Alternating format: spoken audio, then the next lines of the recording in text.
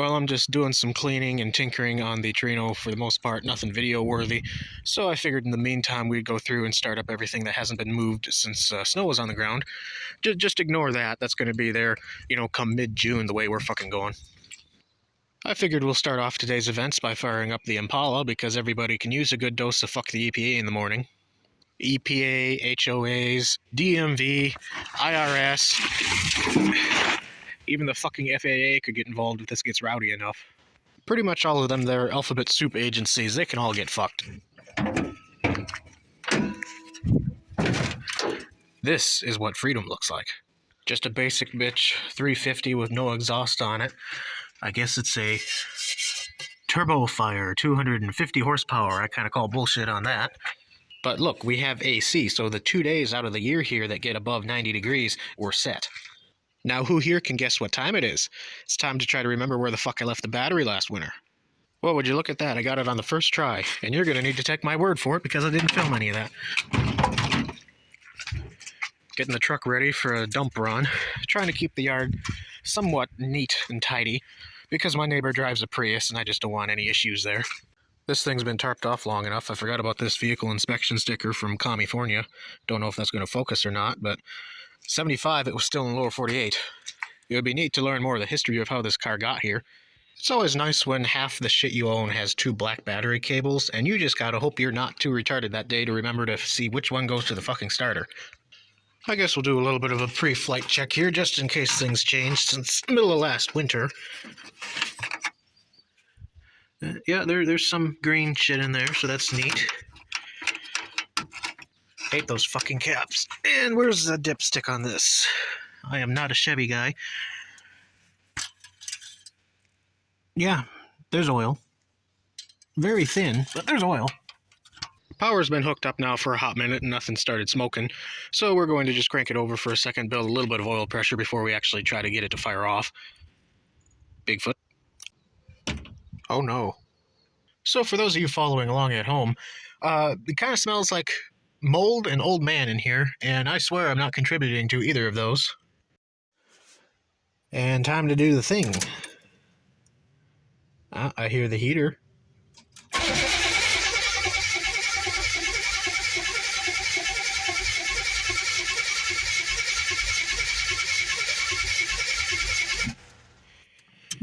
Seems to have a nice even rotation there, so no dead cylinders.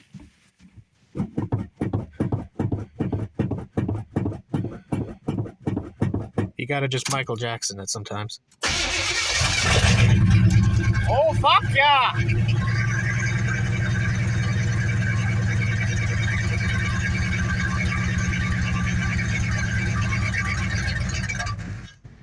Oh no. We're back!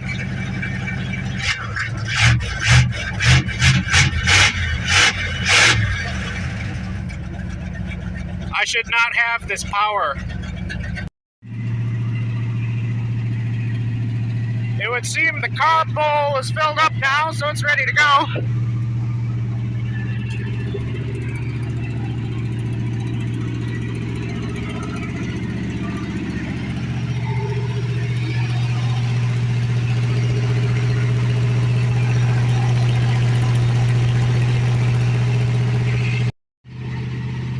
I'm gonna just let it high idle for a second. It's kind of obnoxiously loud, so I'm just over here so I can hear myself think. Hard to believe that engine was locked up when I got the car 2 years ago. So yeah, it kind of sounds like shit because there's no exhaust on it. That actually fell off on the road as we were doing pretty much the first test run. It is running off of gas from 99, the year I was born, and it doesn't have any issue with that. Now the audio on my new phone kind of sucks ass, but I don't know what you expect for 70 bucks.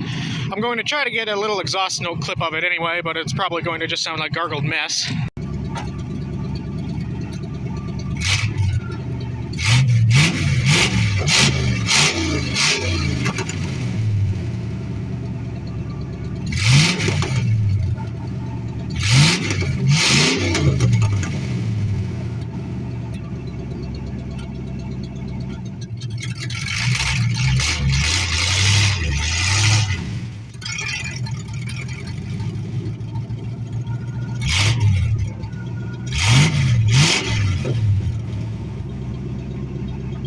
I'll need to go back and listen to how that might have sounded here in a little bit, but not bad for a piece of shit. I tried to get it to move a little bit, but we're just in so much mud right here, it's not worth it. So we'll disconnect this so nothing starts on fire, and then do a quick little walk around. It was just starting to warm up. Thermostat is opening, so that's neat. I love how this hood closes. It's not finicky like everything else in the yard. Anyway, here's the passenger side. These are the original hubcaps to the car. Have a full set. That's neat. That was loud. Okay. From our car show last year.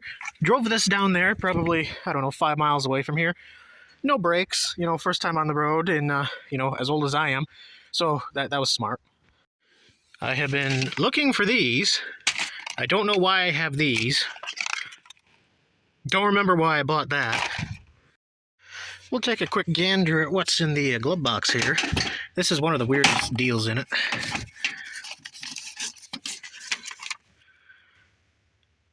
That's interesting. Oh, I forgot it had all the paperwork and everything.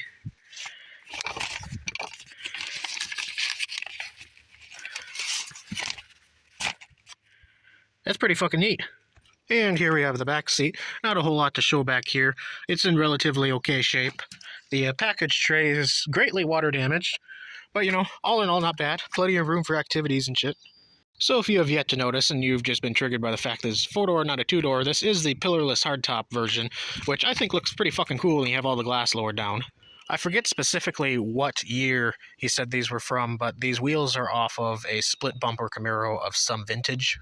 The wheels, the patina, the dark blue, the stance, it all makes it look far more aggressive than, you know, it has any right to be, really. What a tragedy. I just had to walk all across this mud pit again for a longer screwdriver to open up the trunk. I may never recover from this. Well, that took me an embarrassing long time to find the hole, but, you know, anywho. Have the original spare, some kind of Mexican blanket thing up there over the rear end, and, you know, rock fucking solid trunk floors, which is always nice. The old Firestone Town and Country just doing its thing. Hey, there's still a little bit in there. I suppose we'll just, you know, go in order here and do the International next. Ah, yeah, I forgot, can't do that one one-handed. Well, would you look at that? My cheap-ass past self strikes again. Now, if you haven't seen the previous videos, I mean, really, what are you doing? They're only extremely shitty, you have no excuse. Anyway, this is a 1972 International Travelall. I bought it for $10 off of Craigslist like 7-8 years ago or so. As I'm standing here trying to film coherent thoughts, A, there's a squirrel running around in the trees over there, and B, all I can smell is gas from 1999, and it is beautiful. Yeah, fuck you too. So this is a 392 International V8. When I originally got the truck, car, wagon, whatever the fuck you want to call it, it had another 392, which was kind of royally fucked. So we swapped this one in from another Travelall that sat just down this power line down the hill. Funny how that shit happens. This one runs moderately okay. Last winter when I fired it up, I heard a little bit of popping out of, I think it was the passenger side bank through the exhaust, so there might be some sort of valve train issue. And over here there's a huge exhaust leak because I think it was the front bolt on the manifold is actually broken off in the head, so that's fun. Anyway, I guess we'll do the starty start now. Bigfoot. I really hate to get in here with muddy boots. Oh my god, I can't wait until this all dries up. Here's a quick little overview of the dash. Really simplistic. That deal right there is for trailer brakes. Nice, black, uncracked and everything. Really good shape. Radio does work. There's one speaker that's literally in a shoebox underneath that back seat. Anyway, let's see. Okay, we have power. We have brake failure. That's a good sign.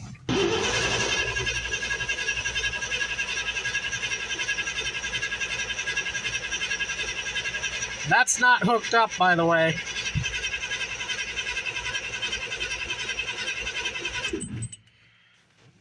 And now we do the pump.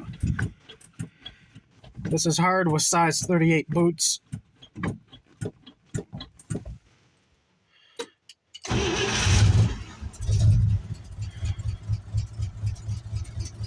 Is it really gonna just fucking idle? Come on, don't disappoint me. Yeah, I think it is. Jesus Christ. We'll put the choke on for a few minutes just so it's not sitting here wheezing for no reason. Ugh.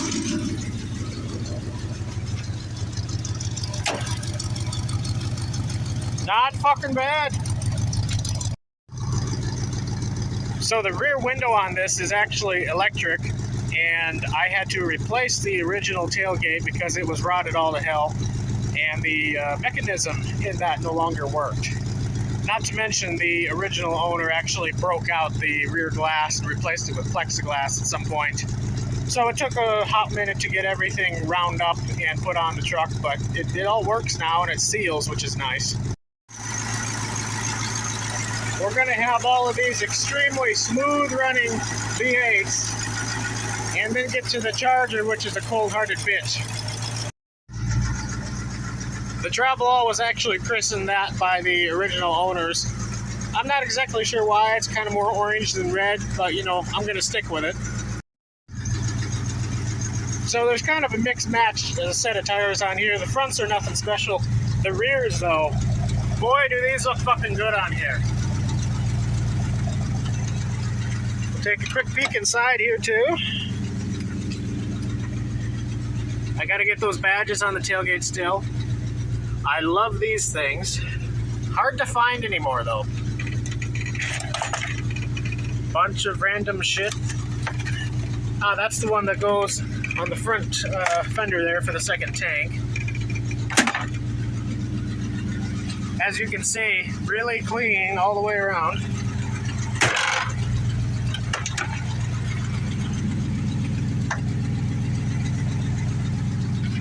I love the orange and black color combo. And then back here, everything's in really good shape. Sadly, there is some rot underneath the tailgate lip right there that is kind of going to be a bitch to repair, so I'm just ignoring it for the time being. I should probably go through and actually chemically treat it this year so it doesn't get all too terrible. White headliner, black upholstery, orange body color. It's a fantastic combination. Now, observant viewers might have realized that I did not do a pre-flight check on this one. That's because I did it before off camera. Everything's fine. You don't even need to worry about it.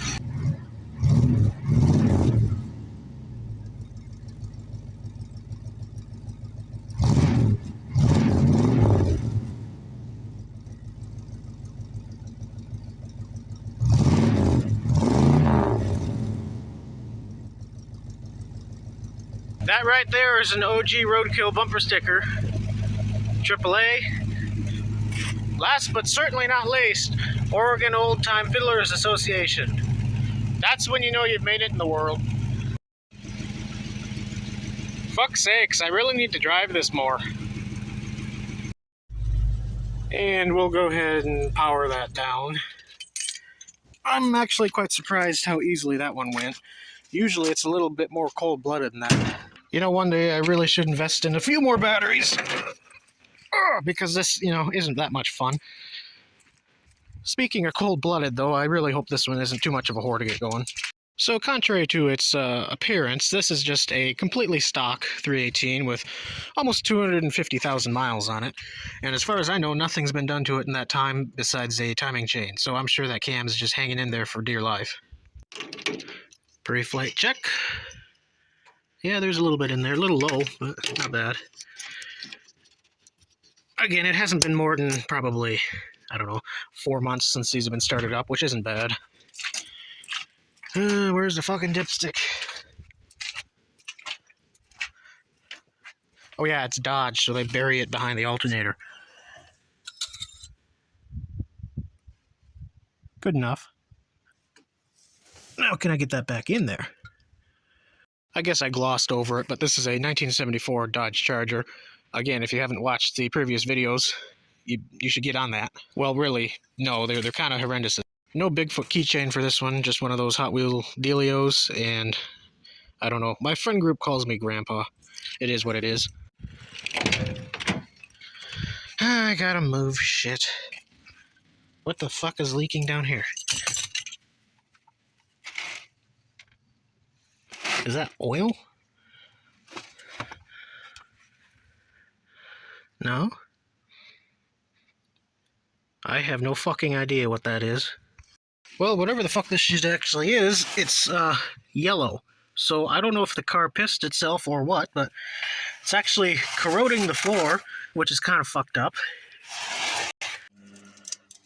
Goddamn Dodge and their upside down keys. Spring loaded.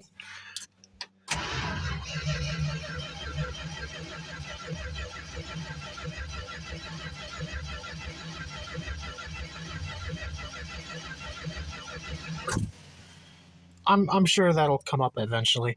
As you can hear, the rotation on this one is not as smooth as the Impala is. I know there's one cylinder that's pretty low on compression. Anywho, we're going to see if we can get this to actually pop off.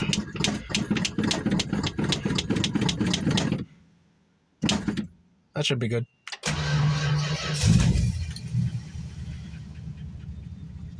Yeah, see, we just got oil pressure. Come on, you whore.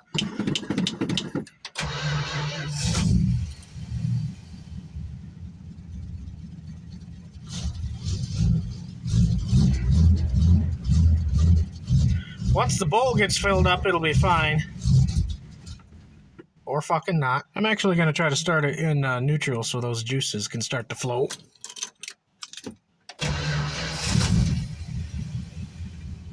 Okay, are we going to idle now?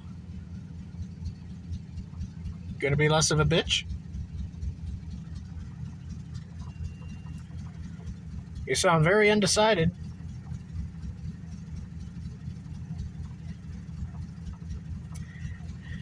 I guess this is as good as we're going to get.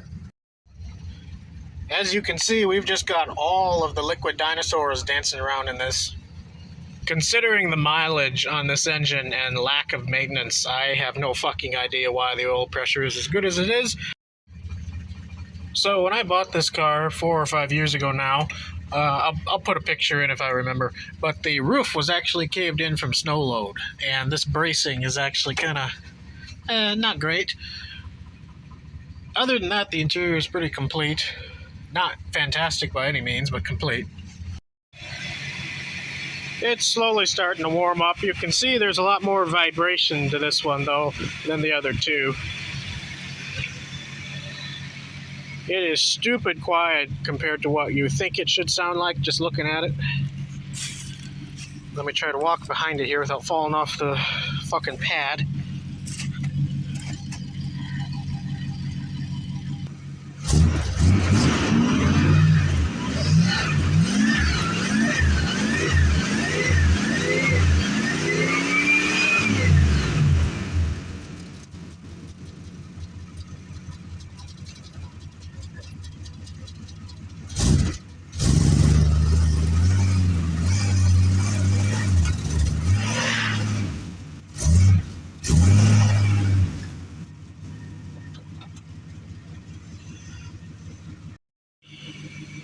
There, now we're just a little bit more on its little island in the middle of the mud here.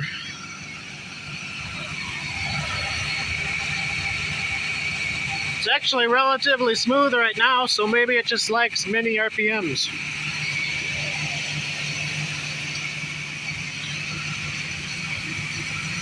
I wonder if the rubber motor mount on this side's giving out, because it always seems to vibrate more over here.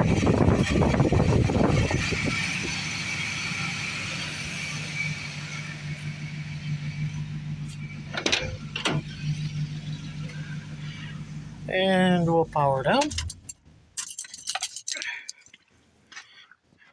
I don't know. I really want to like this car, but it needs just more. It needs more.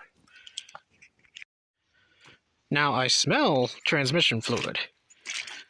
I'm hoping that's just old shit being burnt off. But is there New leakage here. Not that I can see.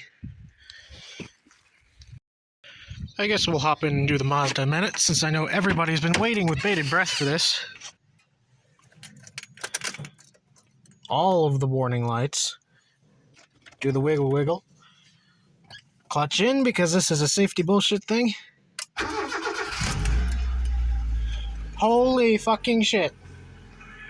Color me shocked.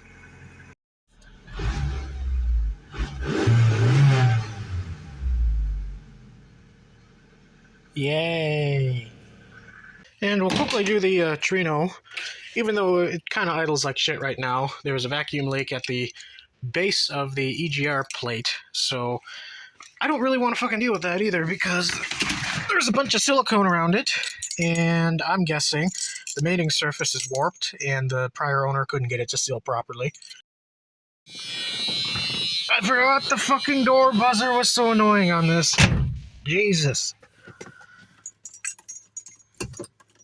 Okay, what do you think? We'll go 4 pumps.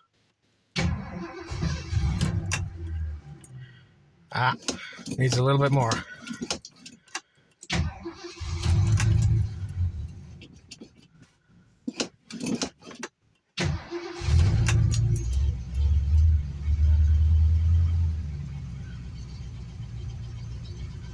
There, now we have some gas to it. As you might be able to tell, everything from this center console to the right has been detailed already. There's a stain right there that I cannot get out using anything, so that's disappointing, but really not bad. Again, this has 87,000 original miles. Well, technically 86,823. Yeah, sadly, the idle is a little bit meh with this right now. Under RPM, it smoothens right out,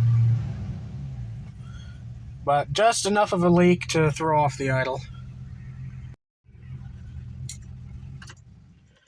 Now, something I've been dealing with the charger is the carb just magically loosens up all on its own. So I'm going to make sure all the hardware on this is actually tight, and it's not that's occurring. I don't think it is, though. Another thing on the itinerary for later today is fixing this driver's side door. Just make it look a little bit less shitty. Shouldn't be that difficult. And finally, we have the diesel. Keychain for this one is a sloth because it's slow as fuck.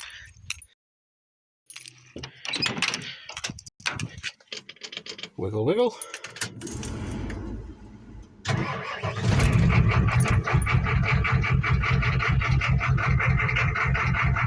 It keeps sucking air, so it's going to run like shit until it gets through that.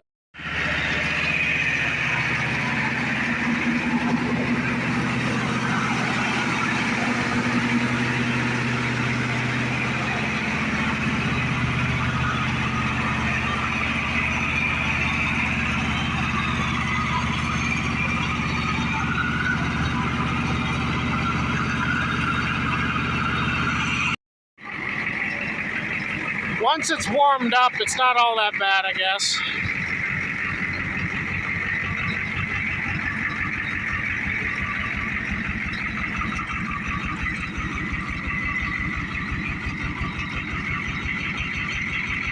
The little bit of footage coming up of the diesel going down the road is shaky as all holy hell, and the audio quality is horrible because of this phone, so you kind of get what you get.